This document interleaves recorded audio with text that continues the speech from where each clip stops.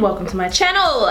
I bought these lipsticks literally like 5 or 6 months ago when it was still spring and summertime. As you guys saw in the title of this video, we are going to be lip swatching the Pat McGrath SatinAllure lipsticks. They were new when I got them. I did think that I wasn't gonna need a liner with at least some of them, but it turns out I needed it with all of them. The 3 lip pencils that I did use are gonna be in the description box below if you guys are curious. Now these are very different from, I believe it was called the Luxe Trance that she had. Those were such a thick lipstick formula, but it did allow for a lot of lasting power. These are very much like a butter balm. Super duper hydrating, but you are not gonna keep this on your lips. They're not like a popsicle lip where it stains your lip either. It's one of those situations where you will have to reapply and reapply and reapply, but your lips are gonna be super moisturized throughout the day, so that's a good thing. I don't know if you guys can tell. Maybe I'm being nitpicky. All right, so I don't know if you guys can tell, but the older Pat McGrath packaging is a little bit bigger. This one's a little bit thinner, a little bit smaller. This one has a weight in it that makes it feel a little bit thicker, a little bit heavier, a little bit luxurious, whereas this one doesn't. Not to say that this feels like cheap or anything. It's still a very beautiful container. It's just not quite the luxurious feel of the usual. You know what I mean? This is kind of a fun idea for like spring and fall. I believe the pink ones are like the warmer tones, and then the blue ones are like cooler tones, at least from what I've gathered. Let's just roll it. Let's get into it.